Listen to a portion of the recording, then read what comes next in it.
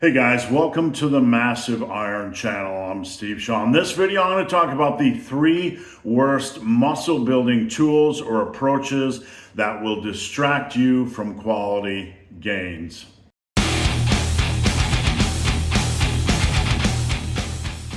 Before I get into this topic, if you guys would like a custom workout, please check out the link down below. I'd love to help. All custom workouts are built based on your information, your split preference, your exercise preferences, no cookie cutter nonsense, and they are only $39. All right, so we're going old school today. I'm going to give you some muscle building approaches that kind of look sexy on the surface and they end up being pits. Lifters kind of get trapped in these pits and it distracts them from muscle building. Obviously, these aren't the only pitfalls, but these are 3 major pitfalls and 3 things you desperately want to avoid. All right, so number 1 on my list is the obsession with time under tension. Back in the early to mid 2000s, time under tension used to be a crazy obsession, almost like lengthened partials are now. You would see a lot of articles and a lot of talk just about time under tension. Like the goal was just to go into the gym and just maximize the amount of time for each set. You were seeing a lot of really crazy timed schemes like 2-second concentrics and then 4-second eccentrics, or even things like 4-second concentrics where it took you 4 seconds to lift the weight up and then 6 seconds to lower the weight. People were getting really ultra specific with the amount of time to perform the actual reps and the lowering of reps. The overall goal here was to maximize the tension or stress on a set by timing everything and just drawing it out a little bit more. Now, the problem with approaches like this is we're getting away from the heart of what is truly driving muscle building. Obviously, you want to focus on control. You don't just want to throw weight around and try to accumulate reps for the sake of accumulating reps.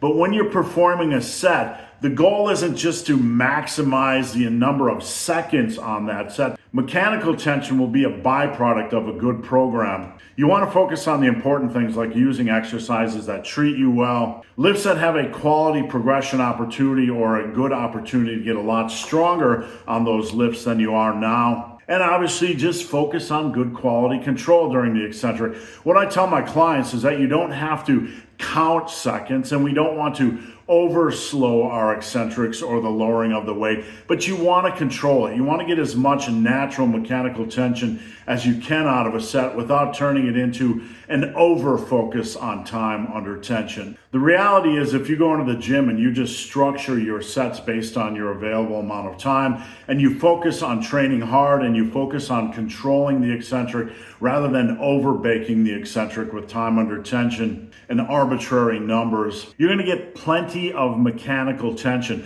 Mechanical tension or time under tension, quality time under tension will be the byproduct and it doesn't have to be the prime product. What I mean is the prime area of focus. Now, one of the reasons there was a hyper focus on time under tension was due to the belief that the stress during the eccentric or lowering of the weight was the primary driver for hypertrophy. The issue with this is it's distracting us from all the other things that are essential or necessary for hypertrophy. And one of the issues with focusing on the lowering or the eccentric is you're able to lower a lot more weight than you can actually crush during the concentric phase of a movement. On the bench press, you might be able to do 185 by 5, but if you put 275 on there, you're probably going to be able to lower it. So you have a greater ability to lower a weight or do eccentrics with a weight than you have to perform a concentric. So this over focus on the eccentrics or the lowering of the weight is kind of like a major distraction. It becomes your area of obsession, your area of focus, and you tend to lose focus on the important things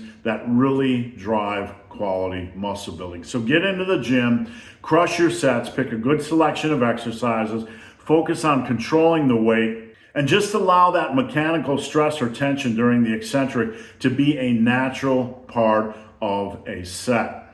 Now, number 2 here is over focusing on isolation exercises and the pump. without a proper balancing focus on getting a lot stronger on the basic compound movements. Now, this isn't some kind of a compound versus isolation type of discussion. You need both, but you need to get into the gym and you need to build a strength base. You see a lot of guys on social media that will try to avoid the getting stronger part.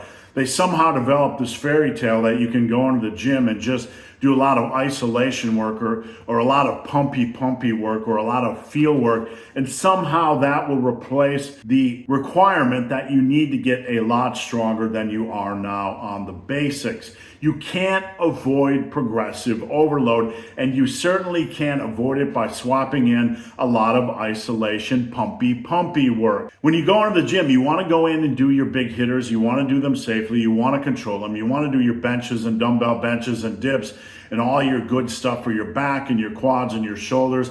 And then we kind of have a downgrading over the course of our workout. Whether we're using an upper, lower, full body or body part split, you go in with the big hitters, and then you might step down to like the dumbbell bench, and then the machine chest press, and then the pecky decky. You can't just skip the big hitting exercises.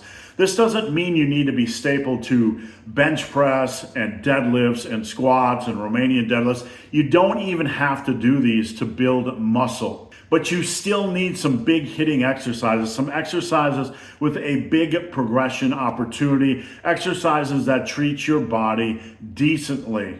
If you think you can isolation your way to mass or pump your way to mass, you are engaged in a delusion. It's a fairy tale. It's a fantasy. I've been in this industry for a long time, and I've never seen anybody pump or isolation their way to massive size. Again, I'm not discounting isolation exercises. I'm not discounting using them properly. They have their place, they have their time, but they are not a replacement for the ball-busting, hard training compound movements that you also need in your program. And finally, lastly, the big one you will see, I'm not going to get a lot stronger. We don't need to get stronger. I saw some guy on the internet that didn't get stronger. We're just going to replace that chase for strength or progressive overload with a lot of volume. We're going to just do volume training. Instead of just focusing on hard training with progressive overload, we're going to replace hard training with a lot of volume, and we're not going to over-focus on progressive overload. The problem with this is very simple. Let's use everyone's favorite muscle group, chest, for example. Let's say you don't want to do bench press. Let's say you don't want to do dumbbell bench. Oh, they hurt my shoulders, or they're going to destroy me over time, or they're going to beat me up, or I'm afraid of a pec tear. You start to sit down and do all these stimulus versus fatigue calculations. I'm going to remove all the fatigue, and therefore I can make room for a lot more volume that is stimulating. This is kind of the thing going around in people's heads. They're going to replace the hard work because it's too fatiguing, and therefore we can put in a lot of volume that is less fatiguing and somehow increase the stimulus. So let's say you go into the gym on chest day and you're not going to do bench or dumbbell bench or dips. You're going to do cable crossovers. You're going to do pecky decky. You're going to do dumbbell flies.